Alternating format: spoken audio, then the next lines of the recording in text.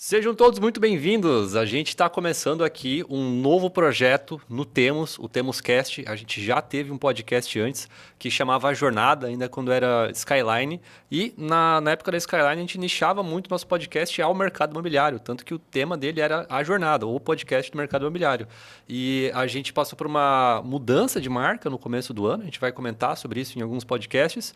Temos, vocês já sabem, já estão acostumados, e agora a gente vai voltar com o podcast, mas convidando também pessoas do mercado imobiliário, mas ampliando muito com quem a gente se conecta. Então a gente vai chamar nossos amigos, nossos parceiros, nossos colegas de profissão, gente do ramo médico, gente de advogado, juiz, eletricista. A gente vai chamar uma galera, a gente vai ampliar bastante aqui o leque e vamos fazer com bastante frequência. Ontem a gente convidou bastante gente, a galera elogiou bastante o vídeo. O Léo, que é meu convidado aqui hoje, depois eu vou apresentar ele para vocês, também gostou. Temos já alguns marcados, então sejam todos muito bem-vindos à nova temporada. Espero que vocês gostem. E agora eu vou apresentar aqui o nosso convidado de hoje, que é Léo Júlio. Como é que você tá, Léo? Opa, obrigado, Thiago. Obrigado pela oportunidade. Obrigado para quem está assistindo. E tem bastante coisa para falar aí.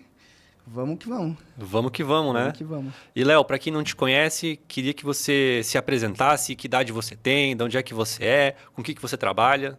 Certo.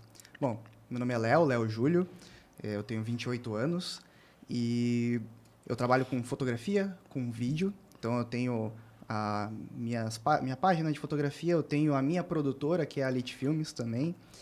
E eu fiz faculdade de cinema, apesar de não ter terminado a faculdade de cinema. Mas você fez outra faculdade antes também, né? Sim, primeiro eu sou formado no técnico de automação industrial. E por que você escolheu a automação industrial? Você gostava de elétrica, essas coisas assim? Ou tipo, foi um negócio de pai, mãe, que vai lá e faz? Foi uma coisa de pai e mãe, assim, basicamente. Senai? Tupi. Tupi. Tupi, isso, Escola Técnica Tupi. Foi uma situação em que o técnico que eu queria fazer, que era o técnico de design de produto, na época acabou não abrindo. Não tinha nenhum outro técnico que me interessava, acabei fazendo técnico de administração. Fiz 6 meses, deu 6 meses e eu não aguentava mais o negócio de administração, tá ligado? E aí, mas meu pai falou, cara, você tem que fazer um técnico. Você tem que sair do ensino médio formado num técnico. Não interessa no que seja, não interessa se tu não vai seguir com isso depois, tem que fazer um técnico. Então, eu olhei para minha turma, olhei aonde estavam os meus amigos mais próximos, eles estavam fazendo automação, eu falei, se é para fazer uma coisa que eu não gosto, pelo menos vou estar junto dos meus amigos. No fim das contas, eu acabei gostando bastante de automação, apesar de que eu ainda mirava muito nessa coisa de fazer audiovisual, mas como não tinha na época nenhum curso em Joinville, nem técnico, nem faculdade, nem nada do tipo, eu acabei focando no técnico. E depois, formado em técnico de automação industrial, o caminho óbvio disso acaba sendo tu fazer a faculdade de engenharia elétrica ou de controle e automação, que é um braço da elétrica ali. Então, acabei indo para elétrica. Pô, elétrica é barra, né, cara? É complicado a elétrica.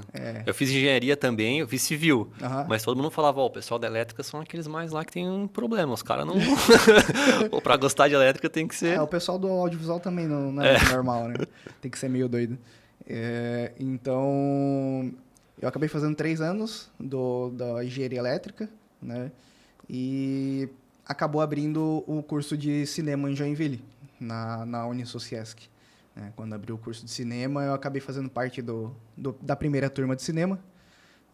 Fiz ali uns 2 anos de curso, cara, mais ou menos. Como é que é um curso de cinema, assim? Eu sempre tive vontade de fazer. As coisas que eu aprendi no audiovisual foi meio que YouTube, na marra, mas eu sempre fiquei curioso. Como é que seria um ensino acadêmico, algo formal ali, né? Porra, com um professor, tudo estruturado, com prova. Como é que é? Sim.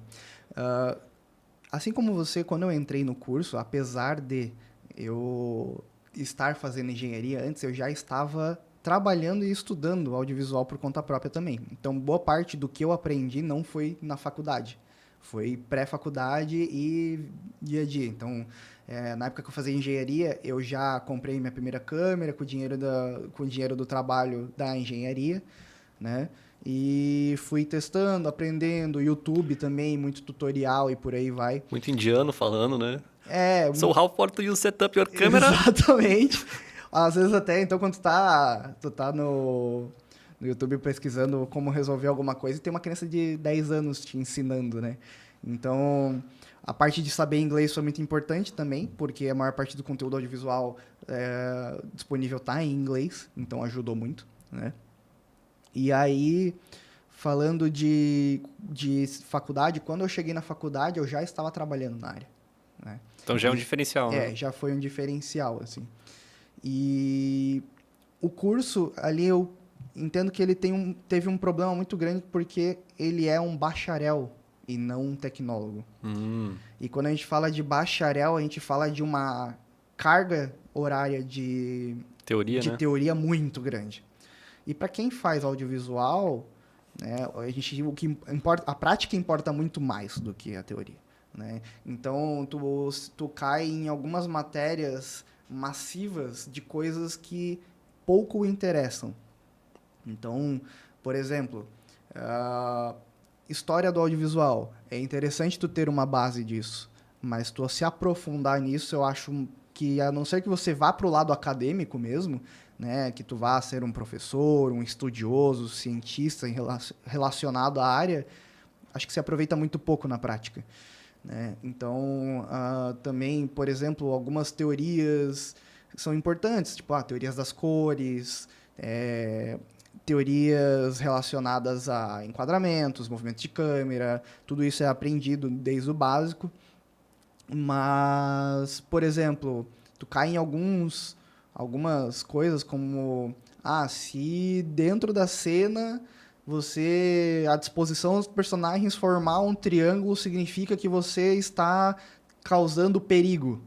Tipo, é uma coisa que talvez funcione subconscientemente, mas na prática se utiliza muito pouco. É porque, se a gente for falar de prática, numa gravação, hoje em dia todo mundo precisa de audiovisual, qualquer tipo de empresa. Exatamente. E se tu for colocar isso na prática, assim, cara, tu vai ter que escrever um storyboard, vai ter que fazer um enquadramento, então é mais complicado, né? Sim, e aí, como o bacharel, ele forma, o que eles falam, assim, que forma um diretor generalista de cinema e audiovisual, ele acaba pouco se aprofundando em partes práticas importantes.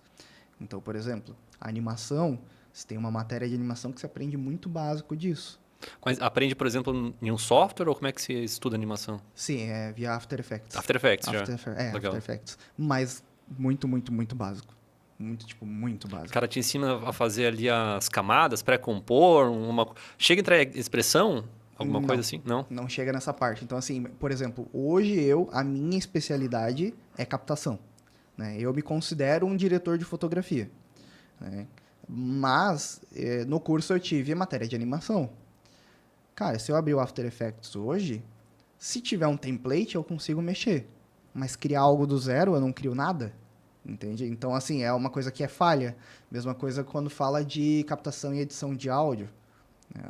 A matéria de captação e edição de áudio é muito fraca, né? Então, algumas matérias elas poderiam ser mais aprofundadas, matérias práticas, né? Enquanto algumas matérias teóricas não precisariam ser tão aprofundadas quanto são. Poderia gastar mais horas em coisas que realmente vão fazer maior diferença no mercado de trabalho. Então, assim, tanto é que eu fiz 2 anos de faculdade, né? Não terminei. E, assim, essa é aquela estatística que a gente tira sem ter a estatística de fato, sem ter os dados de fato. Mas se tu analisar a turma, as 2 turmas que se formaram, que eu fiz parte e se formaram, o pessoal que era muito bom, que já estava inserido no mercado de trabalho, que hoje está trabalhando plenamente no mercado audiovisual, que está indo bem nessa situação de mercado de trabalho, é a galera que saiu no meio.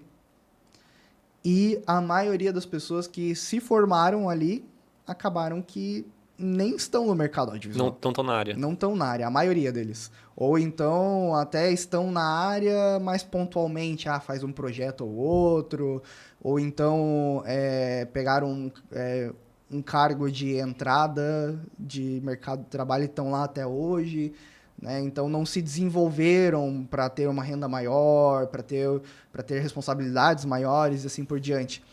Então, a maioria dos que hoje estão melhores colocados no mercado de trabalho é a galera que acabou saindo no meio. Sim. Tanto é que essa foi a motivação de eu sair, né? Porque chegou num determinado ponto em que a faculdade estava mais atrapalhando do que ajudando. Então, muitos serviços, tu sabe, que acontecem no período noturno, não tinha como atender. De porque noite, tinha, fim de semana. exatamente. Final de semana seria quando eu estaria fazendo os projetos de gravação da faculdade, que é quando mais tem serviço também. Ou então, até era diurno, mas eu teria que viajar para São Paulo, para Curitiba, para alguma outra cidade, pernoitar nessa cidade, às vezes ficar uma semana nessa cidade. Eu tinha que negar esse tipo de serviço por conta da faculdade. Então, além do custo que é uma faculdade... Quanto é que era a faculdade?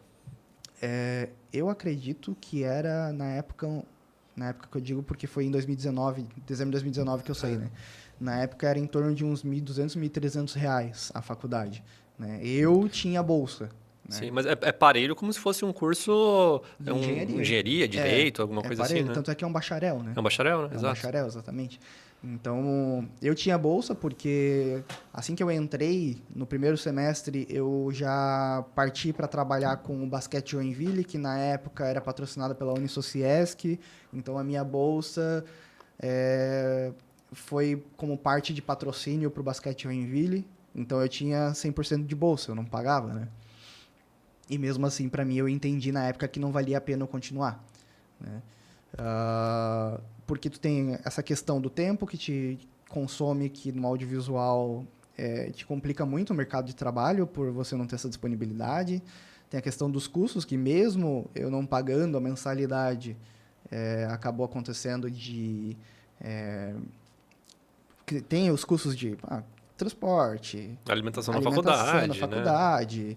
Material que tu produz, né? Tudo isso tem custo. E também tem o custo psicológico, né? Que fazer uma faculdade te consome muito a mente. Sim, sim.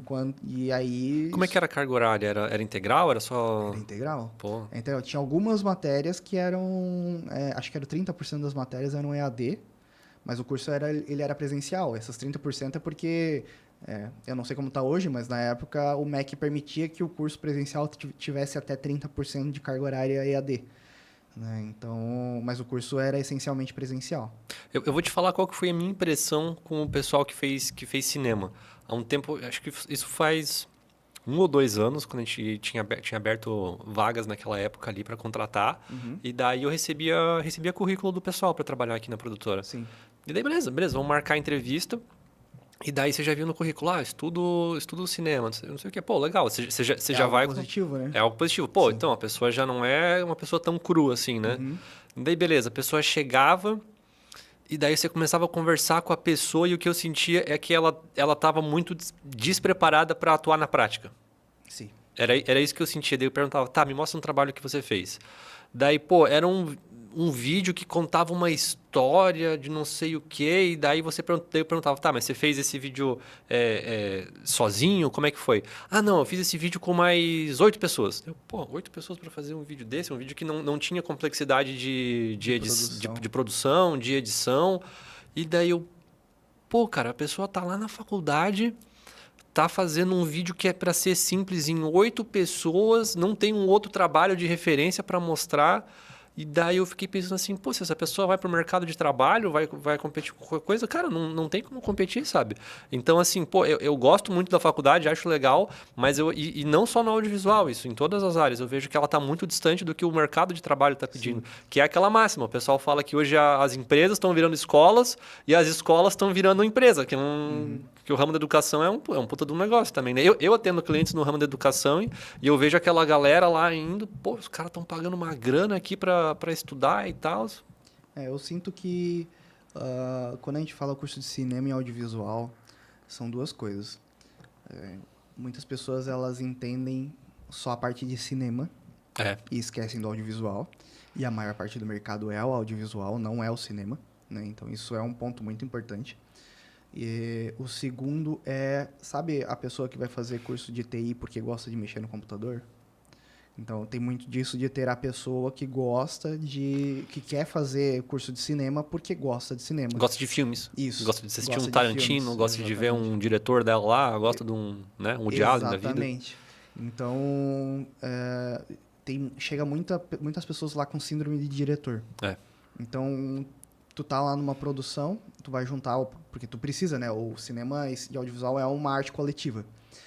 Então, tu precisa lá de 10 pessoas para produção, né? E, no fim das contas, tu vê que 5 querem ser diretor. E só tem um diretor para produção. Né? Não é um diretor de fotografia, não, é diretor de cena, né? Diretor do filme mesmo.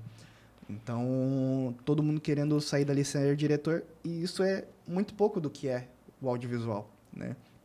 Então, tu vê ali, são poucos que querem ser diretor de fotografia, diretor de áudio, que quer ser editor, né, roteirista e assim por diante. Roteirista até sim, a maioria porque que eles têm essa síndrome de artista, né? Então, é aquela coisa, eu quero ser dono do projeto, para eu ser dono do projeto eu preciso ser o diretor e roteirista, né? Tipo Tarantino, né? Sim. Que dirige e roteiriza todas as produções dele, praticamente todas, né?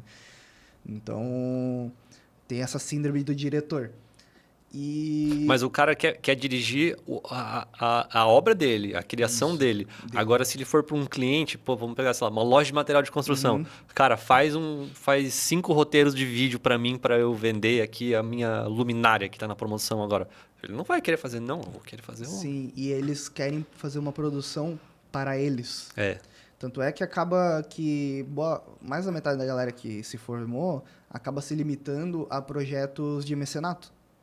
Então, a pessoa faz ali um mecenato para fazer o projeto próprio, porque é dinheiro público, né? Ou então um imposto que deixa de ser pago pela empresa, enfim. Mas é um dinheiro público, é um dinheiro que ele recebe, entre aspas, sem trabalhar. Ele recebe previamente, né? Antes do trabalho pronto, então ele consegue executar do jeito que ele quer, né? E aí ele faz um projeto para ele e não para o público. Por isso que a maioria dos projetos de mecenato costumam ter uma qualidade duvidosa, né? Isso é um grande problema. E como eles têm muito essa linha de vou ser artista, parece que eles acabam deixando de lado um pouco a qualidade técnica, né? Então, tinha até uma rixa na época, na turma de cinema, que tinha... a gente se chamava a galera da técnica. Porque era a galera que tinha conhecimento técnico. Sabia fazer o negócio acontecer. Que sabia fazer um negócio bem feito. E tinha os artistas. Que faziam um negócio que tecnicamente era... Assim, é indiscutível, não era subjetivo, era tecnicamente ruim. Sim. O cara configurar a câmera, configurar a iluminação, né? Exatamente. Pô, setar a câmera correta, fazer o enquadramento, escolher a lente, escolher o equipamento, né? Mas aí contava uma história disruptiva, que ninguém entendia, que era um negócio muito artístico e tal, e aí se bastava por aquilo. O problema é que quando tu vai pro mercado audiovisual, tu te contar uma história extremamente disruptiva, com pouca qualidade técnica, não é suficiente. Sim, porque esse é o ponto, né, Léo? Pô, o audiovisual é um negócio, cara. Meu, tem que dar dinheiro, você tem que pagar. Pô, essas coisas são caras, a câmera é cara. Pô, se o cara quiser fazer a arte dele, vai querer usar uma lente de cinema. Pô, pra você alugar uma lente de cinema aí, cara, pô, tá na casa de milhares de reais. Se tu for, vai botando equipamento, vai botando. É caro pra caramba, né? E a gente vê muito essa disparidade. Mas então, em que ano que foi que você largou a faculdade e decidiu focar realmente em produzir, vendo também esse lado do business, do negócio? Foi literalmente ali, final de 2019. 2019. E foi interessante porque como eu tive essa saída da faculdade, essa liberação de uma carga horária que eu poderia estar disposto a trabalhar mais tempo, né? Uhum. Então, eu tive ali, final de 2019, quando eu larguei a faculdade, então ali para novembro, dezembro, eu tive um ganho muito grande de faturamento. E aí, março de 2020, vem a pandemia, né? Mas 2020 veio a pandemia, eu fiquei literalmente 4 meses sem faturar, zero. Caramba. R$0 na pandemia. Eu estava vindo de um pique que, na época, eu fazia muitos eventos sociais, hoje eu sou mais business, né? Mais B2B, mas Na época eu fazia muito evento social, muita balada, muito show e assim por diante. Eu vim, pra tu ter uma ideia, na semana que fechou tudo, e eu tinha 7 eventos em 5 dias. Nossa.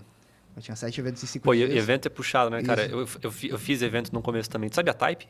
Sim, sim. A balada? Uhum. Eu fiz o vídeo de inauguração deles. Olha só. Cara, o Claudinei ali, ele me chamou na época lá, a gente fez o vídeo. Eu fiz uns 3, 4 vídeos pra eles, cara. Mas, cara, é legal, assim, tu trabalhar no evento, mas cansa, né, cara? É maçante, né? É maçante, cara, porque é de noite, né, cara? Exatamente. E daí, assim, vai ó, até madrugada. pô, a galera tá bêbada, a galera não quer nem saber, né? A galera Não, esbarra em ti. Lidar com gente bêbada é complicado quando você tá trabalhando. O que eu mais odiava é assim, pô, às vezes eu tava andando normal, aquele bração vinha no teu ombro assim, ó. Ô parceiro, bate uma foto aqui minha e do meu amigo. Daí eram 2 caras muito bêbados, muito alterados. Quando eu era assim, eu só olhava assim, nem batia foto. Nem fazia foto. Eu pensava assim, cara, não vou nem gastar o espaço no meu cartão de memória aqui com esses malucos. Não, e tem a clássica também, que é quando o cara tá pulando a cerca, né? É. Ô, cara, eu não posso aparecer, cara. Tem essa também. Ô, cara, eu vi tu tirando uma foto ali, eu tava no fundo. Apaga aí. É muito chato essa situação, tá ligado? É chato. Tipo, cara, eu tenho culpa que tu tá pulando a cerca, tu tá num lugar que é público, que é produzindo material, se tu aparecer, irmão, errado é tu, não sou eu, tá ligado? E eu sempre fui um cara mais do vídeo do que da foto. Uhum. Então, pô, eu andava com a câmera lá e a galera tira uma foto. Daí eu, porra, não tiro foto, eu faço vídeo, cara. Eu ainda sou fotógrafo, mas eu literalmente aprendi a fotografar para ser um bom diretor de fotografia para vídeo. Eu tenho esse entendimento que tem muito cinegrafista que ele é o cara que aponta a câmera e fotometra, é isso. Né? E eu sou muito mais técnico na parte de direção de fotografia, tanto que eu me considero um diretor de fotografia. E aí, para mim, pro meu entendimento, que para que tu consiga ser um bom diretor de fotografia no vídeo, que é basicamente uma sequência de fotos, eu preciso ser um bom fotógrafo. Sim. Esse é o meu entendimento. Então, primeiro tu entende uma foto para depois tu entender uma sequência de fotos. Esse foi o meu entendimento na hora de virar fotógrafo.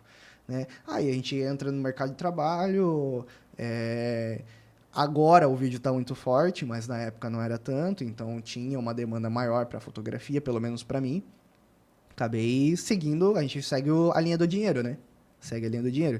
Então, eu segui a linha do dinheiro. Hoje eu acredito que hoje meu faturamento maior é para vídeo. Justamente porque eu mudei pro B2B, né? Mas o vídeo também dá mais trabalho. Dá mais trabalho? Dá mais trabalho. Dá bem mais trabalho. Dá bem mais trabalho. Sim. As fotos ali, pô, você edita elas, acabou. Não tem muito que o cliente falar. Exatamente. Ah, não gostei do LUT. Ele não vai falar isso, não gostei do LUT. Até esse foi um dos motivos até de eu alterar. Quer dizer, o primeiro motivo de eu ter mudado mais para B2B foi a pandemia. Né? Porque tu chega ali, tu tá num pique de tu ter 7 eventos em 5 dias. E é tudo de noite, né, cara? Pô, a maioria era de noite, tinha alguma coisa de tarde também. Essa semana, inclusive, um dos eventos foi no oeste de Santa Catarina, para ter uma ideia. Então, puta, a viagem quebra muito também, né, cara? Olha a disparidade, a quantidade de eventos, os lugares diferentes. E aí, quando eu cheguei no 7º evento,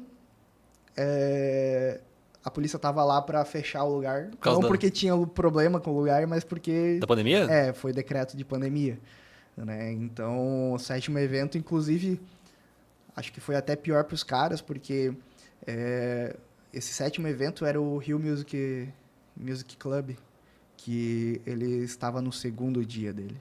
Eles ficaram 6 meses reformando o local, abriram o primeiro dia, que foi muito fraco, no segundo, que ia ser forte, porque tinha uma atração boa, não abriu, por conta da pandemia. Então, eles tiveram um prejuízo muito grande. Muito grande nisso daí. Cara, é complicado, né? Tá, e daí nessa época, então, tu fazia muito evento. Muito evento. Tu fazias praticamente só evento. Praticamente só evento social. E daí, pum, baixou a pandemia, 4 meses sem faturar. O que você tava pensando nessa época daí? No começo, como eu tinha uma certa reserva de emergência, como eu ainda até hoje ainda moro com os meus pais, então eu tenho um custo mais tranquilo de vida e tal, eu tava num pique muito grande de trabalho.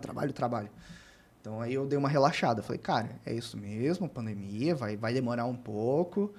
Só que aí quando tu tá 2 meses em casa, sem sair de casa pra absolutamente nada, tu começa a pirar, né? Então foi aí onde eu comecei a me coçar e vou dar um jeito de trabalhar com o que vier, né? Então eu comecei a ver que, cara, na pandemia, as empresas parece que elas aprenderam que precisavam de audiovisual. E aí começou a ter muita demanda de audiovisual. E eu comecei a entrar nessa, e aí um indica pro outro e tal. Hoje o meu principal é empresa. Empresa. Empresa.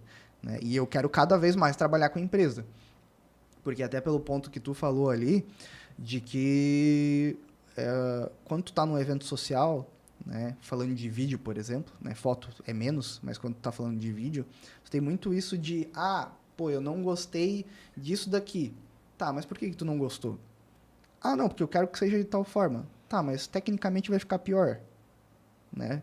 Tu tem esse tipo de conversa, por exemplo, tu tá fazendo um casamento. Pô, você fez casamento? Você fez Eu faço você até faz, hoje, faz né? até hoje? Faço até hoje. Faço menos, mas faço até hoje, né? E tem muito isso de tu ter solicitação de alteração de uma coisa que tecnicamente não é legal. Vai ficar pior do que o que tu fez. Ou que tu tem uma outra forma de fazer, mas eles não aceitam. Só que tu tá trabalhando com o emocional, não é o racional, né?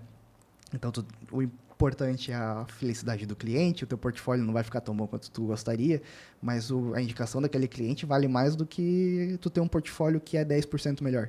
Né? Esse que é o foda de trabalhar com um vídeo que mexe com o emocional, né? Exatamente. Eu fiz pouco, cara, sem brincadeira, acho que eu fiz uns 2 ou 3 casamentos, no máximo.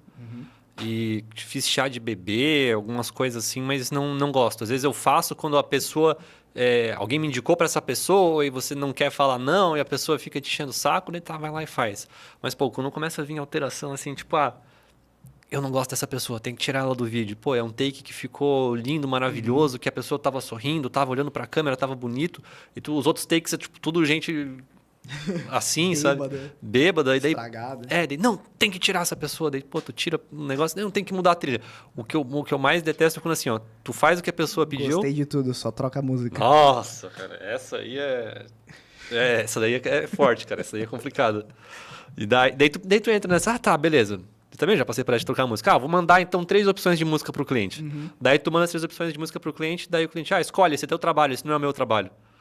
Tipo, porra, às vezes tu quer fazer, tu tenta fazer das coisas pra para não ter problema e daí as coisas arrumam um problema, sabe? E trabalhar com emocional é complicado, cara. Por isso que eu não... Casamento eu nunca gostei de pegar, assim, porque primeiro era fim de semana. E daí o próprio Habits, né? Pô, que é a grande referência... Guilherme Coelho, de referência dos casamentos, não trabalha mais com os casamentos hoje. Não. E tem take... Eu fui num evento que ele tava lá, e daí ele fez uma palestra. Ele falou assim, cara, chegou uma hora que eu não aguentava mais ir em casamento. Pô, era sempre os mesmos takes, era sempre as mesmas pessoas. Tinha que ficar viajando, era fim de semana, não tinha mais espaço com a minha família. Então esse foi um negócio que pegou muito pra mim de casamento, que assim, pô, dá pra cobrar uma grana legal no casamento. O casamento é caro. Mesmo. É caro o casamento. E quando tu mexe com o emocional, a pessoa ela abre a mão mesmo. Mas daí a tua responsabilidade também é muito grande. É muito grande, porque a expectativa do cliente também é muito alta. Não dá pra ser refeito, né? Não dá pra ser refeito. Pô, se acabar a bateria, se der pau no cartão, você tá fudido. E problemas acontecem, né? Acontece. Exatamente. Acontece, cara. Às vezes, acontece. O arquivo corrompe, dá, né? Alguma coisa assim.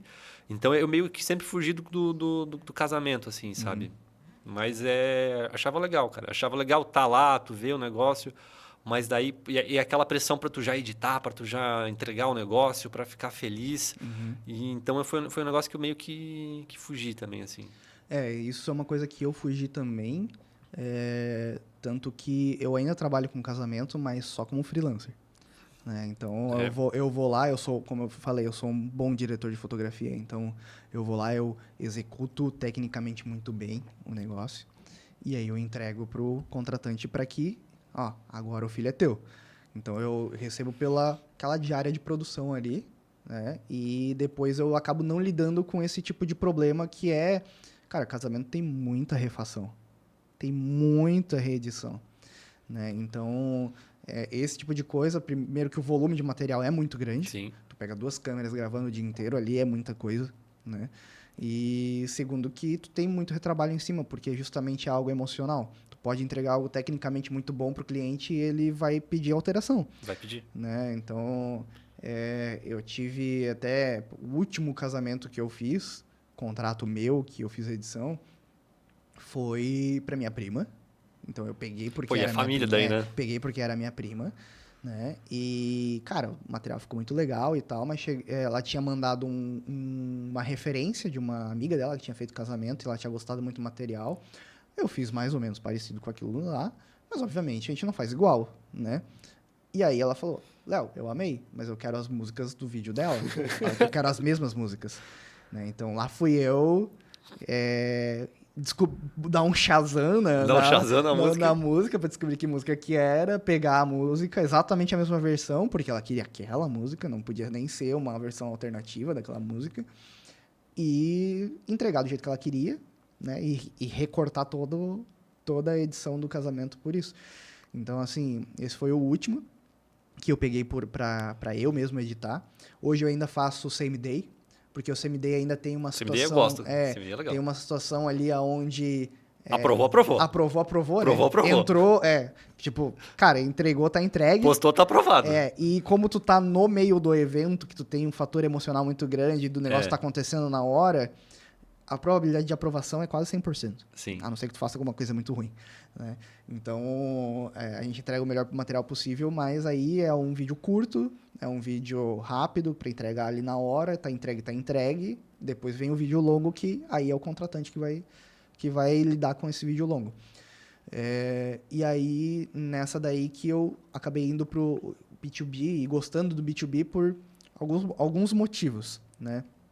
Primeiro motivo é que eu consigo conversar racionalmente com o cara que é meu cliente B2B, né? Porque o que ele quer? Ele tá investindo em mim, ele não tá gastando, né? O casamento, por exemplo, ele tá muitas vezes raspando o tacho para fazer aquilo lá que é o sonho da vida da pessoa. Porque ele tem que te contratar, tem que contratar o fotógrafo, o buffet, a decoração. Exatamente, é 100 mil reais um casamento, né?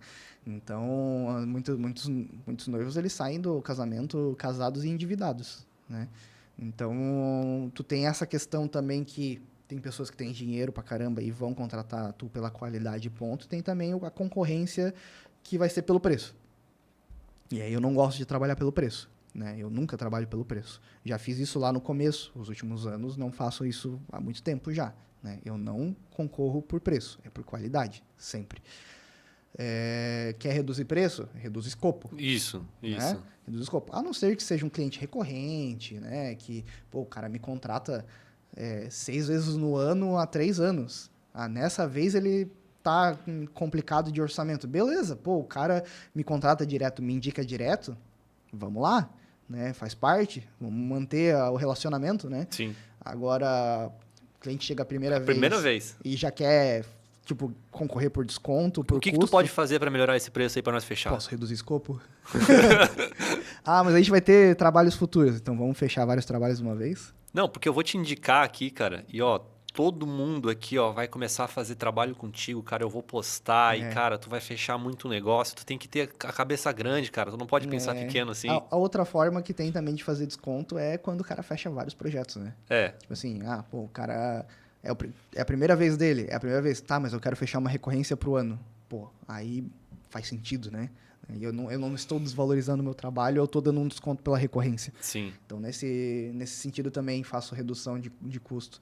Agora, simplesmente eu dar um custo para ele, um valor, e ele querer baixar com base em eu quero desconto, não funciona desse jeito. A conta não fecha. A conta não fecha, porque eu estou querendo dizer que o meu trabalho vale menos do que eu estou cobrando. Sim. E isso não pode ser verdade. Sim. Né? E assim, geralmente, a pessoa que pede desconto com a atitude de, eu vou te indicar, é uma pessoa que não te indica. Não indica. A pessoa que te indica, cara, ela te indica de coração, tu não precisa pedir para ela. Exatamente. Cara, eu tenho clientes que me indicam que, sempre foi um relacionamento bom, nunca pediu desconto. Porque ele gosta do teu trabalho. Porque ele gosta valoriza. Ele valoriza e ele indica de bom grado. Não o cara que vem na primeira vez já aqui, esbravejando o negócio. E geralmente é aquele cara que vive de aparências, né? Sim. O cara já vem com um terno, né? Daí tu vê que ele segue, sei lá, o Wendel Carvalho, o Pablo Marçal. Os coaches da vida. Os coaches da vida. E ele vem com todo aquele papo lá e tal.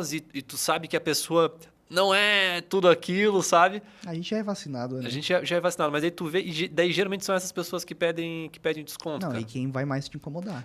E quem vai mais te incomodar. Porque ele vai exigir mais na gravação, ele vai pedir muitas alterações. Ele vai pedir coisa a mais. Assim, vai ó, pedir tu não coisa a consegue mais. umas fotos aí também, cara? Exatamente. Então eu queria só um outro videozinho aqui, coisa rápida, cara. Não precisa nem editar muito, cara.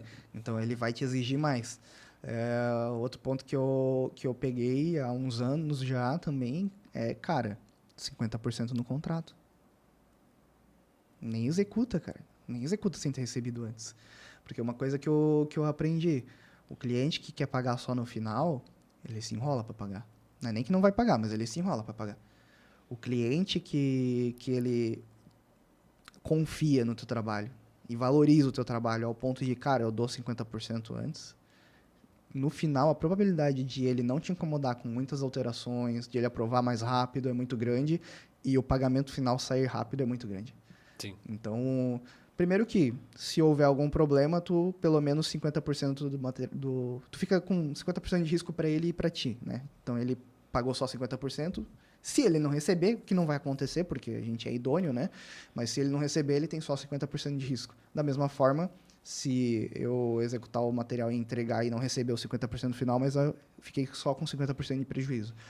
Mas uma coisa que eu entendi é que o cliente que está disposto a pagar 50% adiantado é o mais idôneo possível. Sim, porque ele quer o serviço. Ele quer, ele confia, ele vai, né? O cliente que aceita pagar 50% antes é o cliente bom.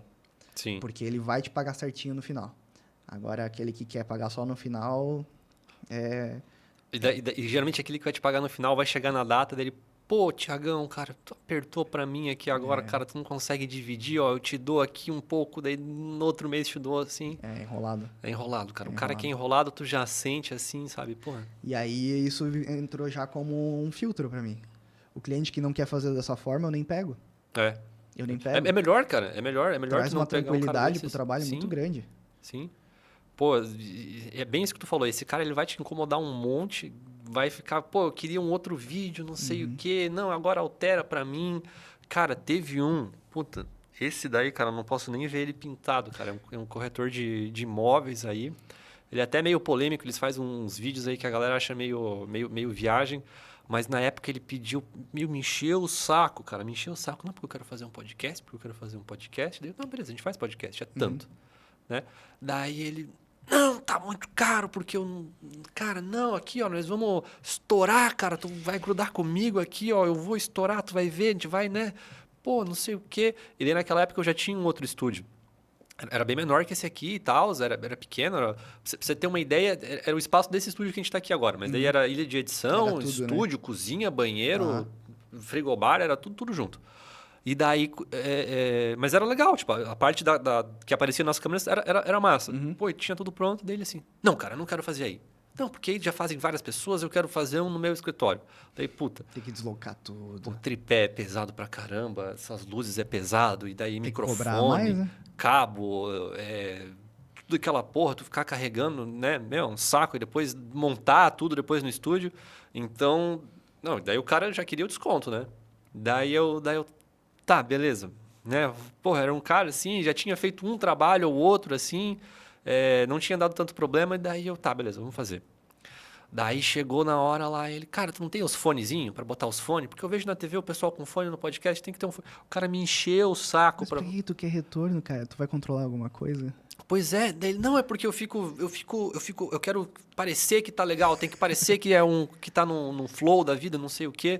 E eu, cara, geralmente as pessoas não gostam do fone porque a mulher vai amassar o cabelo, não vai ficar legal no cabelo. Tem latência. Eu tenho um negócio, tudo. Não, eu quero fone. Cara, fui lá, comprei. Nem tinha. 4 fones. Comprei a mesinha amplificadora ali para dar o retorno. E daí me bati depois ainda. Na época eu não tinha o H8. Eu tinha uma mesa da Yamaha, uma MG 12 UGX. Uma mesa grande, cara. Pesado pra caramba pra carregar aquele negócio. Excelente a mesa, mas, era um trambolho pra ficar levando de um lado pro outro. E daí coloquei o retorno, tudo, na esperança de que a gente ia fazer aquilo um projeto recorrente, que eu ia ter aquilo. Cara, ele fez um podcast. Nossa. O que eu gastei de fone de ouvido e daquela mesinha, Não pagou? não pagou. Não pagou? Não pagou. Com certeza não pagou. Não pagou.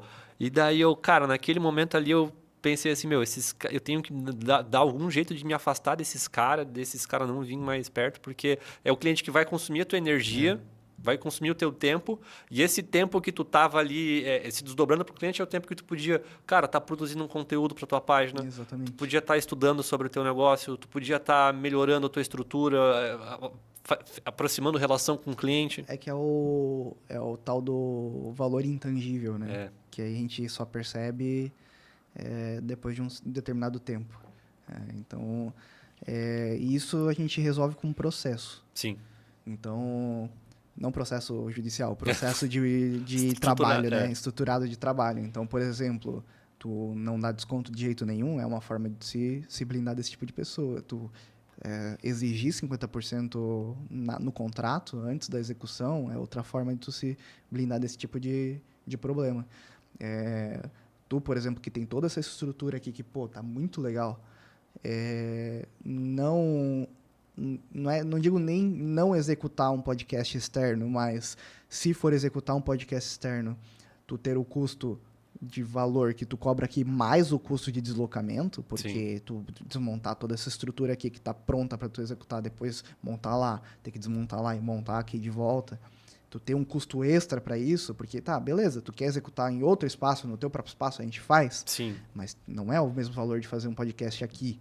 Ou tu faz assim, ó. É um valor diferente. Ou fala assim, ó, cara, vamos fazer assim então, ó, vou te passar aqui, ó, locadora dos Mários, vou te passar uma lista.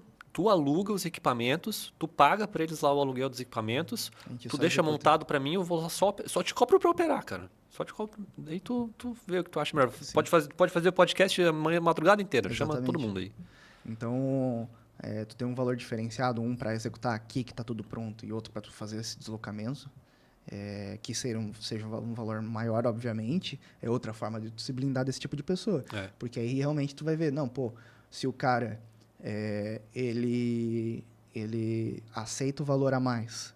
Se o cara paga esse valor a mais com 50% adiantado, o tipo de pessoa que vai se propor a esse tipo de situação é porque realmente ele valoriza e ele vai fazer as coisas como tem que ser. Né? Então, o processo te blinda. O processo de trabalho te blinda. É o tal os protocolos. Né? Então...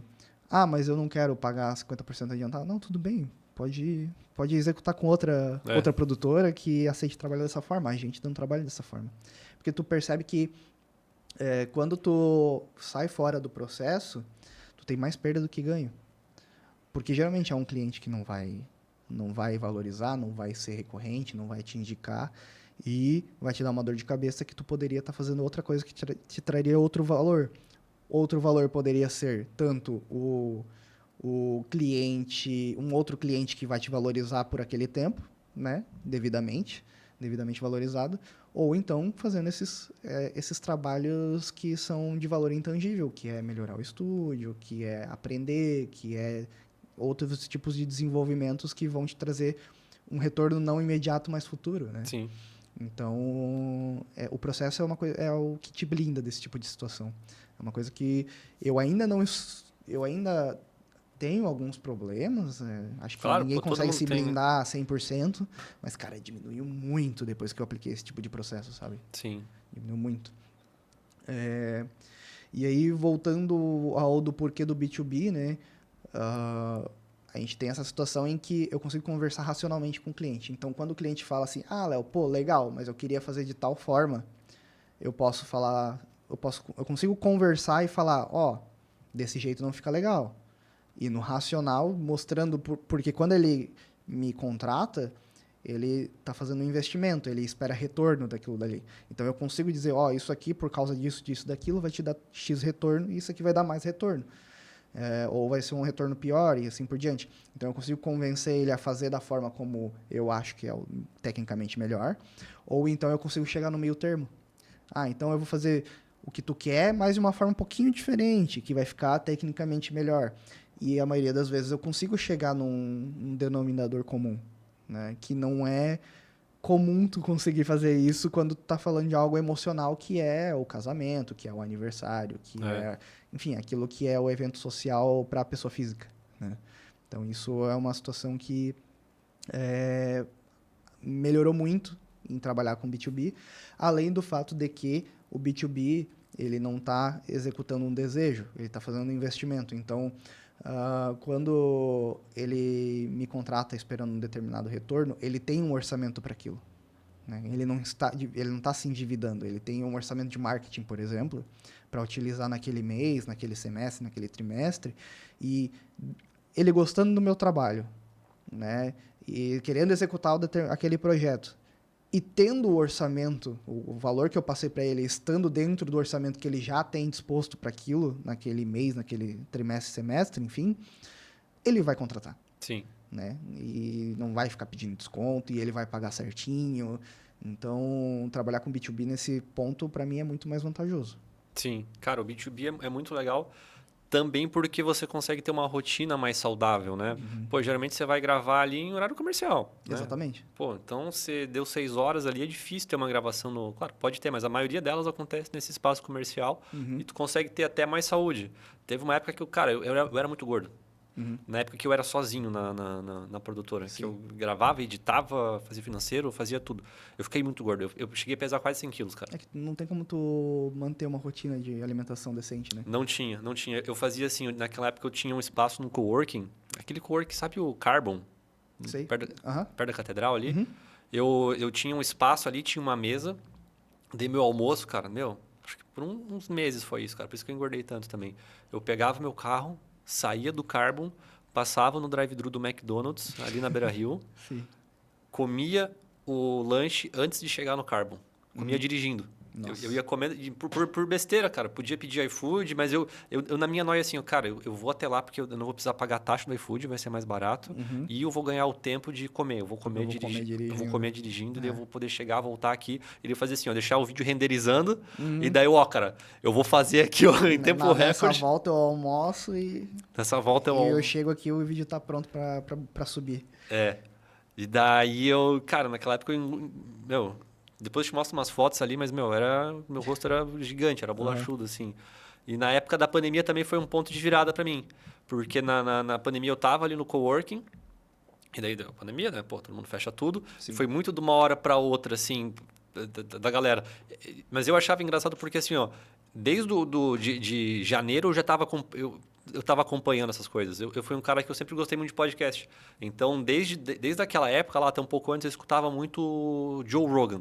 Sim. Cara, o podcast do Joe Rogan foi assim, o que eu mais escutei de todos, assim... Escutava muito, muito, muito, muito. Ele era referência no começo, né? Pô, era hoje já tem outras, mas ele era referência no início. E eu conheci ele por causa de um vídeo do Casey Neistat. Sei. Tu conhece o Casey? Conheço sim. O Casey foi o cara que me inspirou a começar com audiovisual. Eu comecei com audiovisual por causa do Casey. Entendi. Eu tava fazendo um intercâmbio nos Estados Unidos, lá no Texas. E eu fui para lá para vender software. Cara, naquela época eu fazia engenharia civil, daí eu tranquei a faculdade. Tinha feito outro intercâmbio antes para a Índia, tinha ficado 3 meses na Índia, voltei aqui para Joinville, fiquei uns 2, 3 meses em Joinville, perdi o tesão na faculdade também. Daí falei, vou fazer um outro intercâmbio, mas vou fazer um mais voltado para profissional, fazer um voltado para vendas. E daí eu cheguei lá, comecei a trabalhar nessa empresa de vendas e era tipo um iFood da vida. Tu tinha que ir lá, vender achar pequenos negócios e convencer eles a botar o negócio deles na plataforma. Sim. E daí eu gostei pra caramba. Só que teve um dia lá, isso foi 2016. Teve um dia lá que o pessoal foi fazer um vídeo. E daí foi um cara lá com um drone, ele trouxe uma caixa assim, abriu o drone e começou a montar. Era um Phantom 4 na época. Era na época que tu precisava de um... Não tinha drone pequeno, né? Não tinha. Sempre umas caixas muito grandes. Era umas caixas grandes. E daí ele começou a fazer um vídeo, eu olhei aquilo ali e falei, cara, que da hora. E daí, daí eu arrumei um trabalho para lavar prato de noite, porque o dinheiro não dava o suficiente. Isso nos Estados Unidos? Nos Estados Unidos.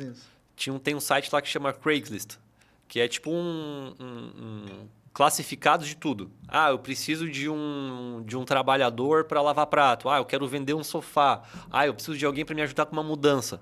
É um site muito popular lá. O design dele é horrível, é tipo um negócio assim, ó, tenebroso, mas é muito popular. Muitas pessoas usam para conseguir bico. Para conseguir bico lá, naquele site. E eu até tinha conseguido um trabalho de edição e tradução naquela época lá. Tinha que traduzir um vídeo que era de português para Portugal para inglês. E daí eu trabalhei um dia nesse projeto. Não sei se vocês gostaram, se vocês não gostaram, eu sei que eu não voltei mais lá. Acho que não gostaram. Acho que não gostaram da minha tradução. Naquela época eu estava ainda... Foi nos primeiros meses ali, meu inglês ainda era meio capenga, então... Mas tinha um outro trabalho lá que eles me pagaram para dar opinião. Eles chamam de focus group. Daí era um advogado que anunciou no Craigslist, daí ele pagou um café para todo mundo, e daí ele falou, tem um caso aqui dessa mãe que está processando o filho dessa outra mãe, porque eles dirigiram bêbados, bateram o carro, então, e daí a gente tinha que dar opinião. Daí você encontrava de tudo ali. Era tipo um júri popular? Assim? Era tipo um júri popular, mas para ele ter uma prévia, para depois ele ir pro júri. Entendi. Só que daí você tinha esses trabalhos ali, e daí eu fui pegando esses trabalhos e tal, daí eu consegui pegar um trabalho mais fixo, que era de lavar prato. E daí eu lavava prato de noite, porra, ralava pra caramba ali, ia pra casa, daí eu consegui um outro trabalho para lavar prato, só que daí era numa bakery, tipo numa padaria, meio confeitaria, assim, longe pra caralho, tinha que pegar 3 ônibus, acordar cedo. Então naquela época minha vida virou um inferno. Eu não vi a hora de acabar o intercâmbio e eu voltar pra... Ficou quanto tempo? Né? 6 meses. 6 meses. 6 meses.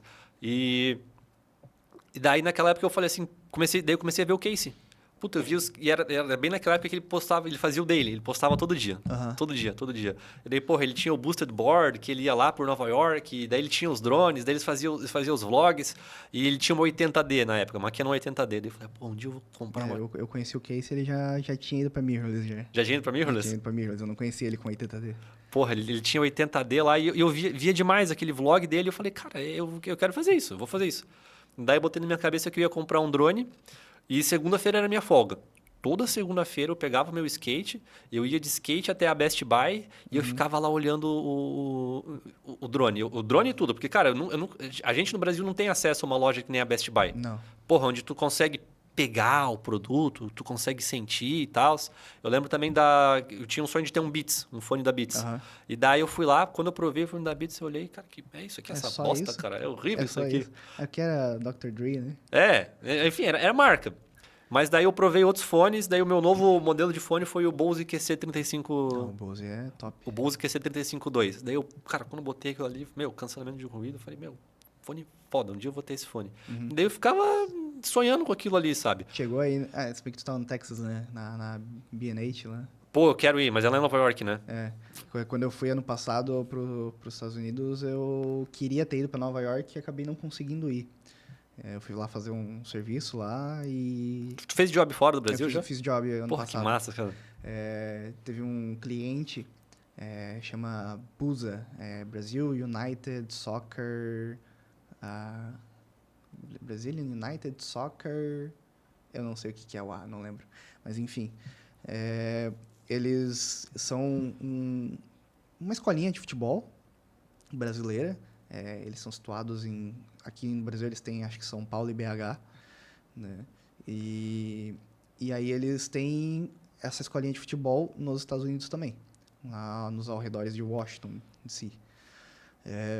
E eles fazem intercâmbio de jogadores, né? De alunos, no caso, né? Então, eles pegam a galera daqui do Brasil e fazem o que eles chamam de travel experience, né? Então, eles levam para os Estados Unidos lá e integram com o pessoal lá, deixa em host families, legal, né? E eles ficam um período lá. Da mesma forma, eles trazem galera dos Estados Unidos e vem para o Brasil, né? Visitam os lugares e tal e treinam com o pessoal aqui. Então, teve ali em 2021, eles vieram para Joinville. Foram para São Paulo também, mas Joinville... Pô, e por que Joinville? Não sei te dizer o motivo. Eu sei que eles tinham parceria com um time de amadores aqui, que eram... porque foi assim, eles trazem muitas turmas de meninos de lá, né? E aí, em 2021, foi a primeira vez que eles trouxeram uma turma de meninas. Então, aí a gente estava falando de, acho que eram 6 ou 7 meninas, que eles vieram para cá. Era a primeira vez que estavam trazendo meninas, eles precisavam de um time de meninas. Então, eles conseguiram parceria com esse time aqui de Joinville. Aí foram pra Floripa e tal. E aí, como a turma, o local deles é São Paulo, BH, trazer o pessoal do marketing de lá pra cá e ficar aqui, que eles iam ficar 2 semanas aqui. Né, hotel, alimentação. Era um custo Cara, muito alto. Então, eles me acharam pelo Google. pelo Google, olha só. A gente fez uma conversa online. E fechamos o trabalho. Eu fiz tipo um documentário da viagem delas pra cá, pra Santa Catarina. Eu fiz aqui em Joinville alguns dias e aí lá em Floripa. Fiz uma diária lá em Floripa também. E aí eles gostaram muito do material e tal, mas ficou por isso mesmo. 2 anos depois, em 2023, eu tava em São Paulo, executando um serviço lá. Daqui a pouco ele entra em contato comigo. Ah, Léo, lembra de mim e tal. Ah, lembro, legal, tal, não sei o quê. Então, cara, isso era maio, era tipo meio de maio. E em junho lá eles têm, nos Estados Unidos eles têm as férias de verão, né? Que o verão lá é no meio do ano, né? Eles têm as férias e a férias de verão deles lá, se eu não me engano, é 2 meses de férias, né? E aí, nesse meio termo ia ter vários eventos, assim. Então, ia ter as finalizações de todas as turmas deles lá, que aí são eventos, né? Ia ter piquenique com os pais, jogo com os pais, ia ter campeonato que eles iam jogar ali no período de férias. E eles precisavam fazer vários materiais desse período ali, né? Ia ser tipo 2 semanas, assim, de material.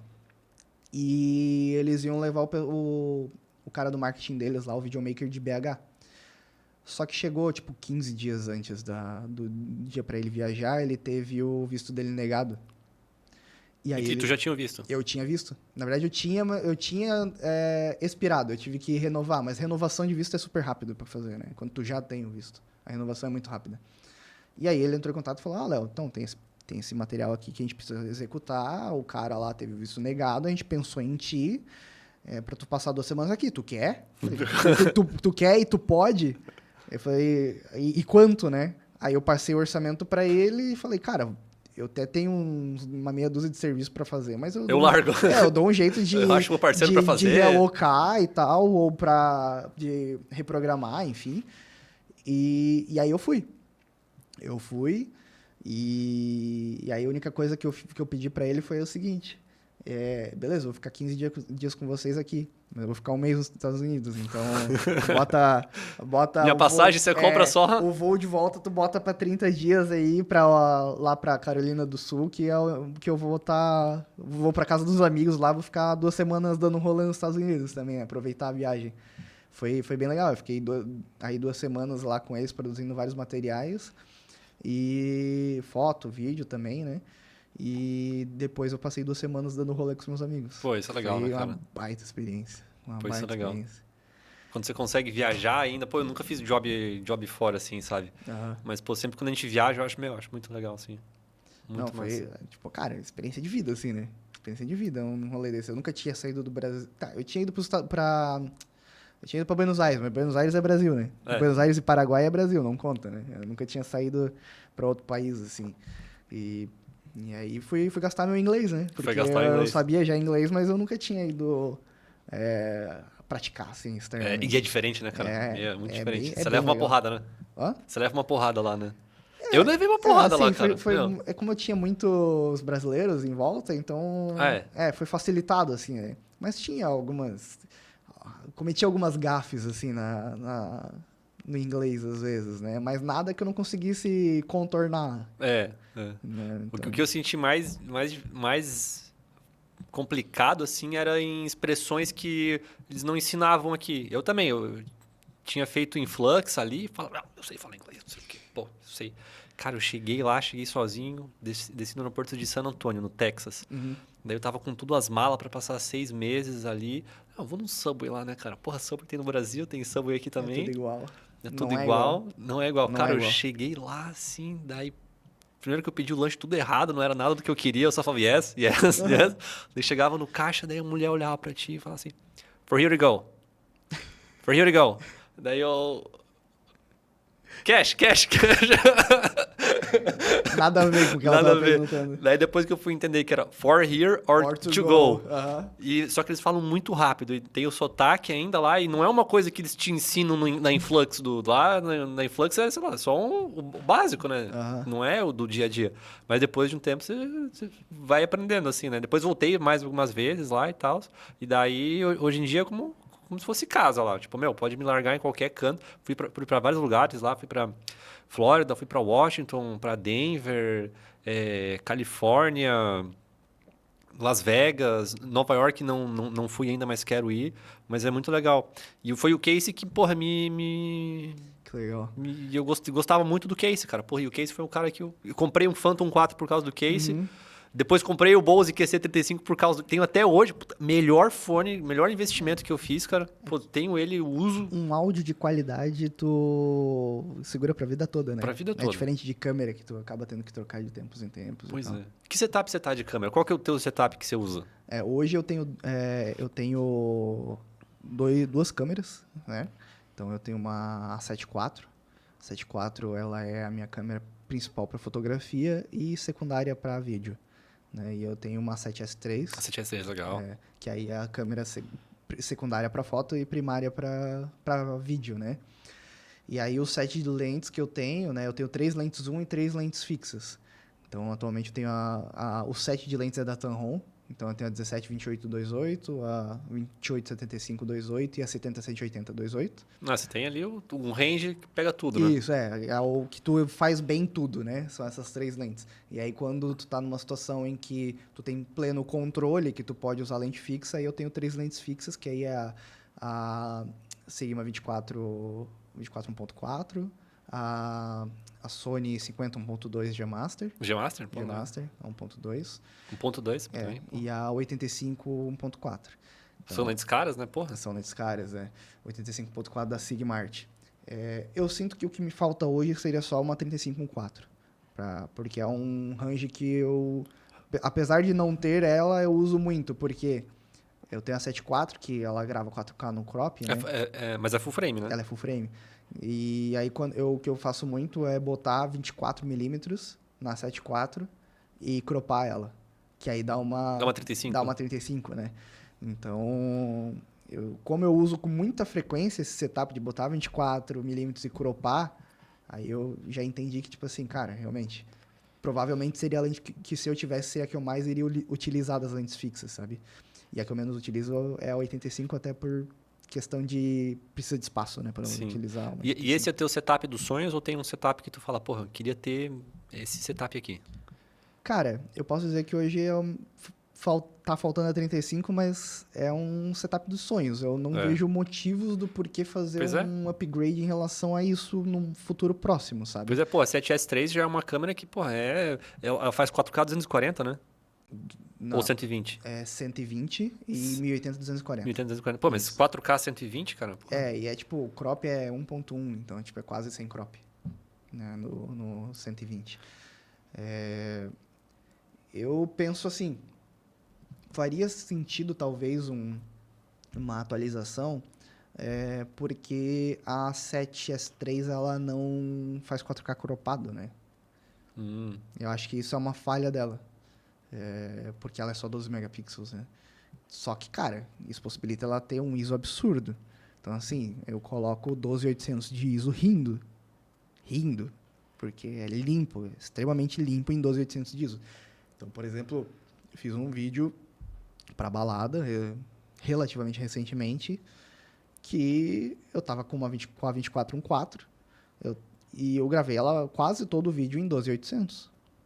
Em 12800, e porque o ambiente de balada mesmo em 1.4, tirando a parte do palco, que realmente é iluminado, né? Que aí tu pode baixar bastante o ISO, mas o resto do ambiente dava um tapinha de luz com um LEDzinho em cima da câmera, bem fraquinho, só para dar uma definição, assim, de pele, né? Mas tudo em 12800, cara. E aí a imagem fica... Animal, entendeu? Tem um dynamic range muito bom, tu tem quase nada de ruído, com ISO lá em cima, que nenhuma outra câmera te entrega isso. Pois é. E tu sempre foi Sony? Não, eu comecei com Canon. Comecei com Canon. A minha primeira câmera foi uma T5i, com a 18-135, né? A do kit, praticamente Aquela a do do kit kit lá, né? expandida, né? Aquela que você vai dar o zoom, ela fica escura. Exatamente. Tipo, tinha que trabalhar em 5.6, porque, é 3.5. É 5.6, né? É Porque 5.6. tu der um pouquinho de zoom, é 5.6. É. E aí, depois aí eu peguei uma 77D, uma câmera que quase ninguém teve. Mas o que é? Eu sei qual que é. Sabe qual que é, Sei, né? sei. Ela é tipo, bem dizer, uma 80D. É. É uma 80D mais barata, né? Então, Tem a 90D também. tem a 90, hoje já tem a 90D, né? É. Mas aí agora eles saíram do mirrorless. Cara, quem é que compra uma câmera dessas hoje em dia, cara? Eu não vejo Uma assim. 90D. Hoje em dia, acho que ninguém. Difícil, né, cara? Hoje ninguém, cara. Eu digo que hoje a pessoa ir pra DSLR, eu digo, cara, se tu tem uma DSLR e tá te atendendo bem, nice, mantém. Tu não vê Vai ser o cara da 5D Mark IV, vai ser um cara desses, exatamente. né? Ele não Se vai... tu não vê necessidade de upgrade, cara, fica ali na tua DSLR e tal. Agora, se tu vai trocar de câmera e tu pegar uma DSLR, é burrice, cara. Tipo, as marcas abandonaram já isso daí. Então, assim, tu não tem pra onde correr, o negócio que tá perdendo valor de forma galopante, assim. Então, não faz sentido tu comprar uma DSLR nova hoje. A não ser que tu compre uma usada, aí até talvez faça algum sentido, mas nova não faz sentido nenhum. Cara, eu não vejo também. Eu tenho algumas desse, que nem essa dali é uma SL3. Eu tenho mais uma SL3, daí as outras são mirrorless, aquela ali é uma RP, e essa daqui é uma R5? Uma R6. R6. Uma R6. Tipo, cara, não faz mais sentido tu investir em DSLR. É aquilo, tá te mantendo, tá suprindo. Tá suprindo, show. Agora, se tu for vender ela pra comprar outra, não compra uma DSLR, não faz sentido, né? Não faz sentido nenhum. Então, a 7.4, cara, eu sinto que ela não é perfeita porque ela cropa em 4K60. Ela cropa muito? É 1.5, né? 1.5? Ela vira uma 35mm em 4K60. Puta, aí é ruim, cara. Então, assim, ela... Porque, literalmente, se ela fosse full frame em 4K60, ninguém ia comprar... 7S3. 7S3 ou outras câmeras, né? Então, talvez eles tenham capado até pra, tipo, não comer o mercado de outras câmeras superiores, né? E aí a 7S3, ela falha no intuito de não poder cropar, porque eu uso, cara. Eu gosto de ter full frame pra poder cropar. Porque... Pô, pensa numa situação. Tu tá com uma lente fixa, né? Por exemplo, eu fui gravar lá balada, uma 24mm. Cara... Tu precisa dar um zoom. Eu preciso dar um zoom. Beleza, tipo, ali eu tava gravando 4K, então eu tenho como dar zoom na edição, porque eu vou entregar 1080. Mas e numa situação que tu quer cropar e ter 4K? Faz falta. Então, assim, uma 7S4, por exemplo, que a Sony lançar, se ela vier com, tipo, 18 megapixels, que é o suficiente para tu cropar 1.5 ali e manter 4K, seria perfeito. 18, 20 megapixels, alguma coisa assim. Não é nem pela resolução, é para tu poder cropar e ter 4K. Acho que seria tipo uma boa evolução para... Foi um pouco por causa disso que tu também depois migrou para Sony? Eu migrei para Sony por causa de vídeo, né? Por causa de vídeo. Vídeo, né? Então, na época... Agora que não tem câmeras boas para vídeo, né? Só que na época que a Sony lançou as mirrorless... Destruía. Falando ali de época de A7 III, né? Que foi a minha primeira Sony, foi uma A7 III. Cara, não tinha comparação. Sim. Tu podia pegar qualquer Canon, qualquer Nikon. Não tem comparação para vídeo, né? E aí, hoje, eu não vejo sentido em... Porque ele já comprou as lentes, né? Exatamente. Então, assim, hoje tem câmeras ótimas Nikon, câmeras ótimas Canon, né? Mas e se em algum momento eu ver que alguma outra marca oferecer mais pelo mesmo valor ou por menos, cara, troco sem dó. Eu sou fã da Sony, mas eu não sou bitolado, entendeu? Sim, sim. Tanto que eu gostava muito de Canon e troquei. Então, hoje eu sinto que a Sony, ela ainda domina muito o mercado. Então, assim, Canon e Nikon ainda são muito fortes para fotografia. Para vídeo, elas entregam bem, mas ainda não dominam o mercado. Porque, por exemplo, Canon, ainda hoje, as lentes RF são lindas. Mas são caríssimas. absurdas, mas são absurdamente caras também. E tem pouca opção ainda. Eu sinto que ainda tem pouca opção. Tem pouca. Eu vi que eles começaram a lançar lentes RF interessantes agora, mas tá tudo com mount para Sony. Eu vi que a Isso. Tamron lançou, acho que era uma 2470 RF f1.8, um negócio assim. Aham. Constante. 1.8? 1.8 constante. Eu não sei se é 1.8 ou 2.8. Ah, não.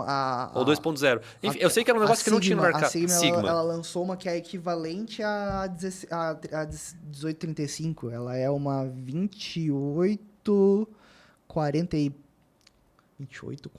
e alguma 48, alguma coisa assim. Mas para Sony.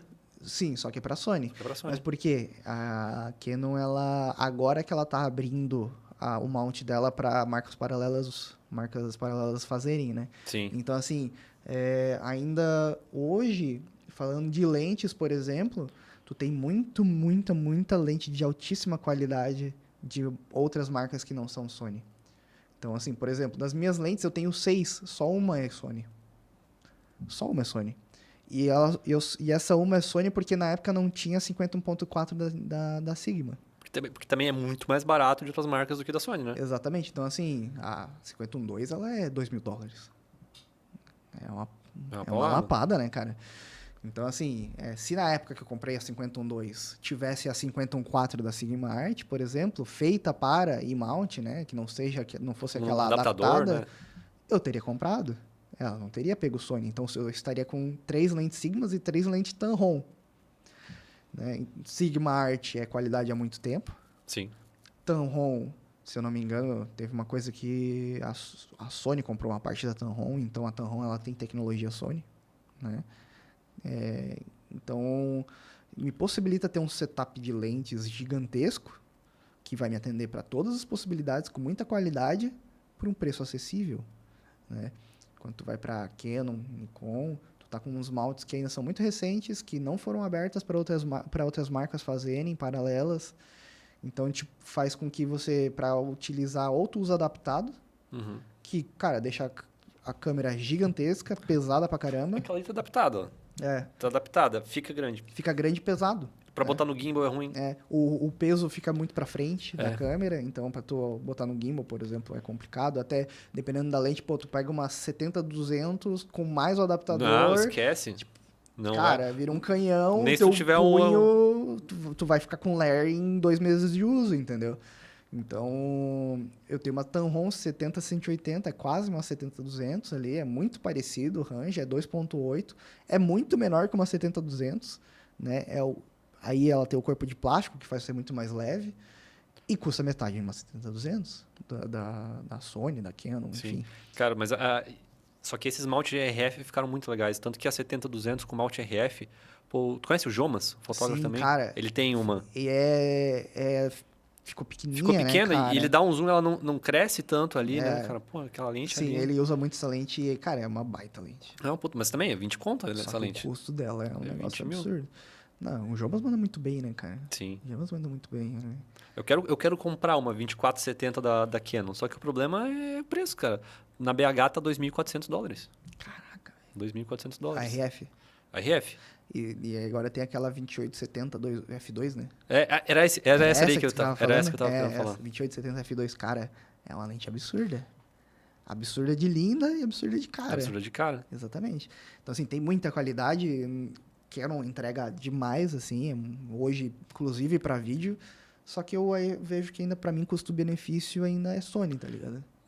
Mas agora eu quero te fazer uma outra pergunta. A gente tá falando aqui de equipamento, que é caro, não sei o quê, pá.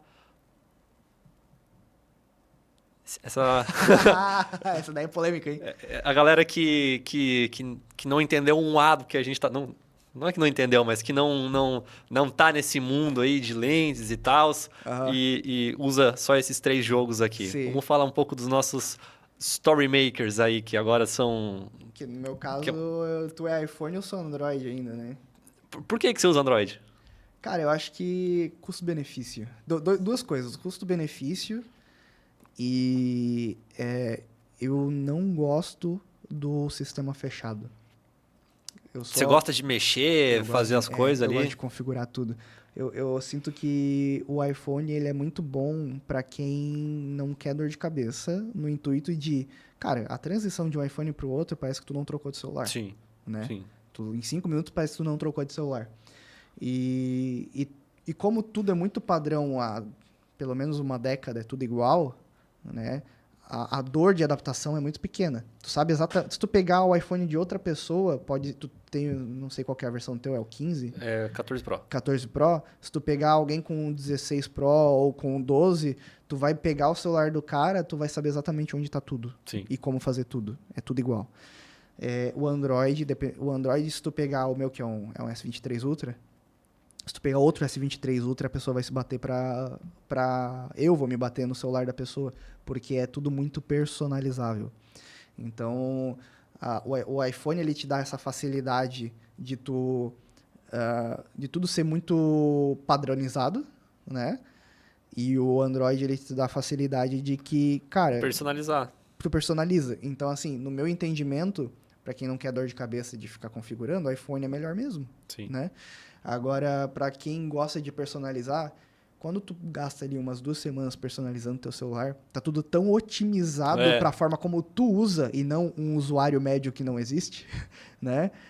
Que o celular se adapta a mim, não eu ao celular, né? Então, esse é um ponto importante. E a compatibilidade com acessórios, computadores... Isso é verdade. Tal, que isso é verdade. É muito maior, né? Então, eu gosto disso no Android. E do custo-benefício. Tipo, o Android tu consegue várias faixas de preços diferentes e tal. E para postar stories? Atualmente, Tu sente diferença na qualidade? atualmente não. Isso sempre foi um problema, né? Só que por conta que... Problema do Instagram mesmo. Problema né? do Instagram. Porque tu vê a qualidade... É um problema de software, né? A qualidade... Meio que um acordo embaixo dos panos porque deles, se né? tu olha a qualidade de imagem de uma câmera quando tu fotografa com o aplicativo nativo da câmera, é absurdo. Quando tu publicava na época, antes que tu sentia essa diferença, né? Atualmente parece que o Instagram ele fez um esforço aí junto com a Samsung para isso diminuir. Mas eu acho que é só a linha S mais atual, tá? Ainda os Androids que não são da linha S ou que são linha S mais antigos ainda não tem esse benefício. Então, realmente tem uma diferença de qualidade. Sinto também que para vídeo, eu sinto que o vídeo do iPhone ainda é superior. O vídeo do iPhone. Que são lentes e sensor da Sony. Que são lentes e sensores da Sony. Lentes e sensor da Sony. Mas eu sinto que o pós-processamento que a Apple faz, principalmente para quem não edita. Principalmente para quem não edita cor, nada do tipo, né? A cor pronta vindo da Apple, eu acho que o pós-processamento que ela faz de textura, de ruído, eu sinto que ele é superior. Para foto, eu acho que tá bem páreo, assim, bem páreo. Porque RAW os dois fazem, a gente que edita chega num baita resultado. Talvez o Android, no meu caso, ganhe um pouco porque tem a lente 10x, né? 10x. Né? Então, em algumas situações, ele vai ser superior porque simplesmente o zoom digital nunca vai ser a mesma coisa que o zoom óptico. Mas aí depende de usuário para usuário, cara. Acho que não tem uma resposta correta para todo mundo de X é melhor e Y é pior. Sim. Né? Depende de qual é o teu perfil. Mas o Story Maker padrão, ele vai pegar o iPhone ali e ele vai... Tem gente que usa Android ainda, mas é a minoria, né? E assim, ó... Tá, vamos dizer, o mercado do audiovisual está consolidado e agora começou a chegar essa nova leva de gente que produz tudo com o celular, edita tudo no CapCut, publica tudo para ti. O que tu acha dessa galera? Como é que tu vê eles nesse mercado que a gente está inserido? Eu tenho 2 entendimentos. Né? O primeiro é que precisa ser feita uma adaptação. Né? Tanto dos próprios story makers, que estão chegando agora no mercado, tem muita gente que está começando com 0 conhecimento, que não está acostumado com o evento, que aí acaba atrapalhando de fato. Né? Mas isso eu acho que é questão de adaptação, de experiência, de conversa, né? De tu conseguir lidar com a situação. Porque... E aí, o outro lado cara, não adianta brigar. Tu ficar bravo com isso não vai mudar nada. Não vai mudar nada. as pessoas querem o Story Maker. Querem, porque, cara, o cara vai ter foto comigo, talvez eu entregue ali umas 10 fotos na hora ali para ele e tal, para utilizar com a máxima qualidade possível. O vídeo, talvez eu entregue ali Faz um CMD, o CMD e tal. Mas as pessoas, elas... Cara, hoje tu tem 3 segundos para captar a atenção da pessoa no vídeo. Então, isso significa que as pessoas querem tudo muito, muito imediato. Né? Então, o Story Maker ele preenche essa lacuna que a gente deixa em aberto. Né? Na foto, no vídeo, ela deixa em aberto. E tem Story Makers muito bons. Né? Então, não adianta a gente ficar brigando com eles, porque tem espaço para todo mundo. Né? O que pode, né? Aí eu vi algumas pessoas falando e até concordo, quem vê isso como um problema, tem empresas, por exemplo, falando de casamento novamente, mas a gente pode falar de corporativo também, que o Story Maker também entra nessa. Muito. Né? Pode fazer com que o Story Maker seja da equipe do vídeo, ou então até a mesma empresa tenha foto, vídeo e Story Maker, e aí isso faz uma coordenação, né, entre eles para que já estejam acostumados a trabalhar uns com os outros e façam a otimização desse cenário. Então, assim, eu entendo que tem Story Maker que realmente atrapalha, muito por falta de comunicação e por falta de experiência, né? E isso dá de resolver com comunicação e experiência. Mas eu também sinto que ficar bravo com a presença do Story Maker é dar soco em ponta de faca, Sim, entendeu? sim. É tipo quem... vamos lá, né? Os taxistas contra o Uber, a Blockbuster contra a Netflix, a empresa de vela contra a empresa de energia pública. Cara, é inovação, a inovação ela passa por cima, ou tu se adapta, ou tu fica para trás. E o se adaptar nesse caso, no nosso caso, não precisa necessariamente eu ter que ser Story Maker, não é esse o ponto. É só eu me adaptar ao mercado, né? Então, não adianta. Quando vem uma inovação, inteligência artificial, cara, não adianta tu brigar com isso. Tu tem que... É uma tem guerra, que se adaptar, né? É uma guerra perdida. Tu brigar contra a inovação, tu brigar contra a evolução tecnológica, é sempre uma guerra perdida. Tu tem que se unir. Tem que se unir. O jeito é se unir, entendeu? Sim. O que eu vou te dizer? Não que eu odeie os Story Makers, os Filmmakers Mobiles. Não odeio. Até só falei isso só para gerar um burburinho. Uhum. Mas é que, assim, o que eu vejo desse mercado? É exatamente o que você falou. Cara, tá indo nessa linha, não tem como voltar atrás, junte-se a eles e é isso. O que eu não gosto e o que me preocupa é no sentido de que... O que me preocupa mesmo, sabe? Porque eu vejo que isso acaba manchando um pouco o nosso mercado, o mercado que já está consolidado. É que vem muita gente com zero de bagagem, zero conhecimento, e às vezes o cara não é o que o cara gostava de fazer, é porque o cara tá ali, um colega dele chamou, cara, só segura o celular lá, vou te pagar, cara, R$ 150 aqui para tu segurar o celular para mim essa noite, e é isso aí. Então, isso é uma acaba coisa. vindo muita gente desqualificada, gente que não quer estudar o audiovisual, Sim. gente que não quer se aprimorar, gente que está ali só pelo dinheiro. E gente muito bocuda também, vamos falar a verdade. Uma coisa que até os clientes precisam entender, e a gente tem que falar isso para os clientes, Story Maker bom não é barato. É verdade. Tem essa também, né? Tem essa também. Story Maker bom não cobra R$150. Story Maker bom é milão, tá? Pelo menos. Tem essa.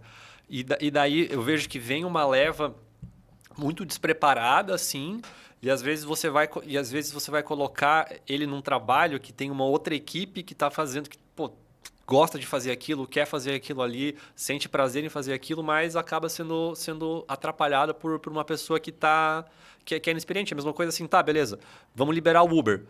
Daí começa a dirigir a galera que não sabe dirigir o carro, que não gosta de dirigir o carro, entendeu? Então, tipo, isso acaba também prostituindo o mercado, porque daí esse cara vai estar competindo de igual para igual com todos os clientes.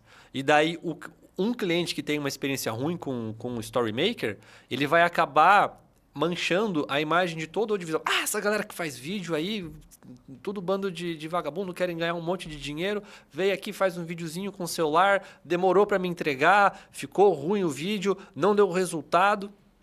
Então, um profissional ruim, ele acaba prejudicando todo mundo. E qual que é o ponto ruim de tudo isso também? Ele vai cobrar mais barato. Sim. Ele vai cobrar mais barato. Sim. E daí, quando vem um orçamento condizente, o cliente se... Pô, mas o meu Story Maker cobra tanto. Uhum. O meu Story Maker cobra tanto. Então, Mas o Story Maker, ele chega com 10 mil reais em equipamento, a gente chega com 100. a gente chega com 100. A gente chega com 100 e daí o cliente...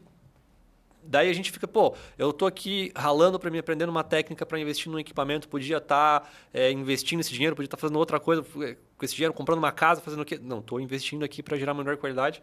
E daí chega uma pessoa que não quer, que não gosta do audiovisual. Uhum. Eu acho que esse é o ponto, uma pessoa que não gosta do audiovisual. Não gosta. Que não gosta, então não quer nem aprender, né? Não quer nem aprender. E daí, tá, mas tu gosta? Não, cara, tô só fazendo aqui como um bico, eu também faço Uber, também sou não sei o quê, também, né? Esse é o meu ponto. A pessoa que não gosta e tá indo pro mercado de trabalho e acaba sujando todo mundo. Porque daí hoje todo mundo impulsiona ali um negocinho no Instagram. Pacote de 10 vídeos por R$500, só hoje, não sei o quê. E daí tu vai... A qualidade fica ruim. É por isso que até, como eu falei, né? É processo. Processo. Então...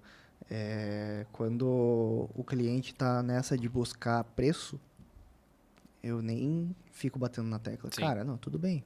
Se não está dentro do que tu espera, mas para trabalhar comigo é esse valor, e aí tu ganha na qualidade. Não, então, assim, eu tenho o entendimento que se eu perdi esse cliente, por exemplo, para um Story Maker que cobra R$200, né, tem duas possibilidades.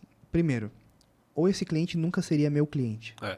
Tem essa possibilidade. O cliente... Porque ele quer te contratar, mas ele não pode. Ele não pode. Ele não pode, exatamente. Então, ele nunca seria meu cliente. Então, eu não estou perdendo.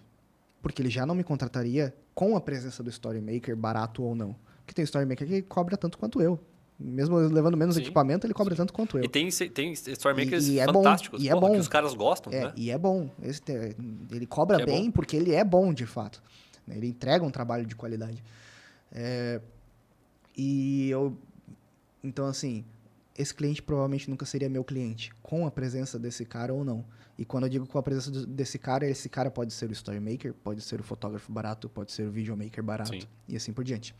Então, nunca seria meu cliente. Por quê? Ele está procurando preço. Tem gente que procura preço não me procura. Quer dizer, ele até me procura, mas ele não fecha. Evolui, Não fecha, né? Não fecha.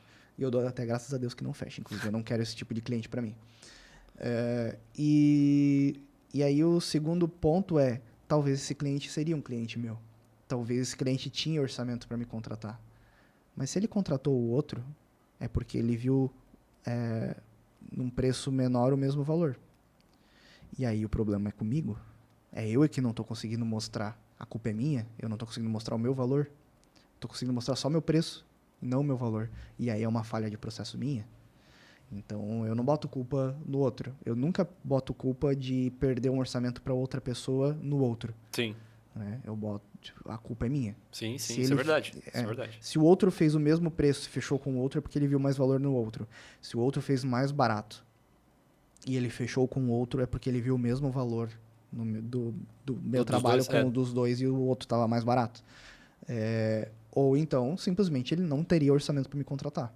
Então, ou o cliente nunca seria meu cliente, ou é culpa minha, nunca do outro. Isso é uma coisa que eu tenho para mim. Eu não culpo os outros por não fechar orçamento. A culpa é minha. E isso é uma coisa importante, tu tomar a culpa para si, porque quando tu toma a culpa para si, tu entende que, bom, se a culpa é minha, significa que eu fiz alguma coisa de errado. Essa coisa de errado pode ser uma má divulgação, por exemplo. Então, o que foi essa coisa errada? Eu vou resolver. Agora, quando tu culpa o outro, fala, porque o outro faz mais barato. Cara, tá botando a culpa no outro. Então, tu não vai resolver a situação se tu botar a culpa no outro, porque a culpa não é tua. Tu vai resolver uma coisa que não é culpa tua? Não. Porque se a culpa não é tua, tu não tem como resolver. Então, vai continuar acontecendo. Então, sim, a culpa é sempre minha. Sim. Ou o cliente não é meu, e nunca seria, ou a culpa é minha. É assim que funciona pra mim, pelo menos. É a forma como eu entendo. Legal, é um ponto de vista muito maduro de ver essa situação. Eu concordo. E eu falo para os storymakers aí crescerem, tomarem vergonha. Comprar uma câmera, tá ligado? Não, brincadeira. Eu acho que precisa dos dois. Os dois vão coexistir. E até a própria demanda. Cara, eu não consigo entregar essa agilidade que eles querem. Eu não vou conseguir baixar o negócio ali, editar rápido e tal, e postar. Não. Cara, tem espaço para todo mundo, né? E também falando de preços, tem espaço para todo mundo. Tem o cliente do 150, tem o cliente do 1.500, tem o cliente do 15 mil. Do 5, do 10, do 50. Independente da faixa de preço que tu esteja, tu sempre vai estar perdendo para cima e para baixo, cara. Sim. Sempre vai ter alguém que vai cobrar mais, cobrando mais caro, alguém mais baixo. Tem gente que cobra 50 mil no casamento. Tem gente que cobra 1.000. E aí? Tu tá em que faixa disso? Se tu estiver cobrando 2.000, tu tá perdendo dos caras que cobram 5, 10, 15, 20, 50 mil. É verdade. Não é? Então, tem espaço para todo mundo, tem faixas para todo mundo. Eu não vejo concorrência por preço como um problema. Exato. Não vejo isso como um problema. Legal. Léo, estamos já, acho que 1h30 conversando, já é meio-dia. Verdade. O Nicolas deve estar com fome ali atrás, contando no podcast. Mas eu queria te agradecer muito. Pô, a gente fez o convite para ti ontem, hoje já estamos aqui gravando. Pô, obrigado de coração. Foi um papo diferente aqui que eu faço no podcast. Geralmente a gente fala sobre mercado imobiliário e tal. Pô, conversar com alguém que é da área, assim, pô, muito legal trocar essa ideia. Ver também como você vê o mercado. Agradeço demais você ter disponibilizado o tempo aí. E quero deixar a palavra para ti aí agora no momento final aqui do nosso podcast. Certo. Tiago, agradeço muito pela oportunidade. Eu sempre pensei na possibilidade de ir em podcast, mas não queria me convidar para um podcast, né? Achei muito legal que tenha vindo o convite espontâneo da tua parte. Então, agradeço muito pela oportunidade. Tenho certeza que isso aqui vai gerar muitos materiais legais para serem postados. E pedir para a galera me seguir, né? Segue aí. @leohjulio e Lit Filmes, que é a minha produtora. Isso, segue aí. A gente vai deixar aqui embaixo no YouTube. A gente vai publicar na íntegra no YouTube e depois também a gente vai preparar alguns cortes, né? Vamos marcar sempre tudo lá. E, cara, mais uma vez, brigadão por ter vindo aí. Foi uma honra. E vamos, de repente, depois fazer um com mais uma galera, chamar um pessoal aí, fazer um com uma cerveja também, alguma coisa assim. E é isso aí. Obrigado. Vou até deixar aqui pro convite Lucas Mendes. Lucas Mendes? Não conheço. Lucas Mendes? Mendes Produz. O arroba dele é Mendes Produz. Ah, eu acho que eu já vi. Eu já gravei alguns conteúdos com ele e ele também tem bastante coisa legal pra falar. Eu acho que eu já vi, sim. É sempre bem divertido de gravar com ele. Pô, legal. Show de bola. Gente, obrigado por vocês terem acompanhado. A gente volta na semana que vem. Os podcasts são gravados, mas a gente tá gravando vários. Vamos soltar um por semana. Obrigado. Segue a Temos também no Instagram. Segue o Léo e a Lit também lá no Instagram. E um abraço.